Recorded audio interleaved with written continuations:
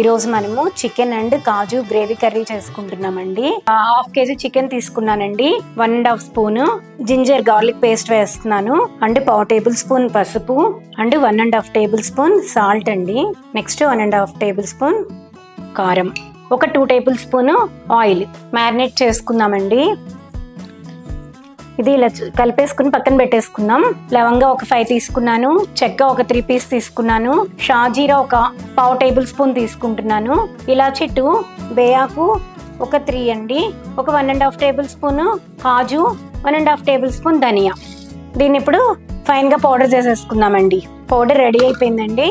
ఇప్పుడు curry process ఎలా చేసుకోవాలో చూపిస్తాను. ప్రెషర్ పాన్ పెట్టుకున్నానండి. హాఫ్ కేజీ చికెన్ కి తగినంత ఆయిల్ వేసానండి పాన్ లో. ఇది వేడైన తర్వాత 2 బిగ్ ఆనియన్ అండ్ ఒక 4 పచ్చిమిర్చి ఆల్రెడీ తరిగి పెట్టేసుకున్నాను, వేసేస్తున్నానండి. ఆయిల్ వేడైపోయింది. 1/2 టేబుల్ స్పూన్ సాల్ట్ వేస్తున్నానండి. సో ఇలా కలిపేసేసుకుని లిడ్ పెట్టేసుకుందామండి. ఆనియన్ మగ్గిపోయిందండి, మంచిగా గోల్డెన్ కలర్లోకి వచ్చేసాయి. ఇప్పుడు దీంట్లో మ్యారినేషన్ చేసిన చికెన్ని వేసేసుకుందాము. ఒక 5-10 మినిట్స్ అండి పడుతుంది. మంచిగా దీంట్లో వాటర్ అది వస్తుంది, ఫ్రై అవ్వాలి. మూత పెట్టేసుకుందాము. చూడండి చక్కగా అయితే ఉందండి. సోక్ చేసి పెట్టానండి కాజు, వేసేస్తున్నాను.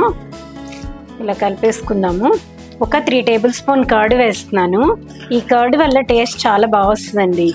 ఆల్రెడీ మసాలా చెప్పాను కదా ఇంగ్రీడియంట్స్ మీకు, ఆ పౌడర్ వేసేసుకుందాము. చక్కగా ఇలా మిక్స్ చేసేసుకుందాము. ఒక గ్లాస్ వాటర్ పోసేసుకుందామండి. కొత్తిమీర వేసేసి లిడ్ పెట్టేసుకుందాము.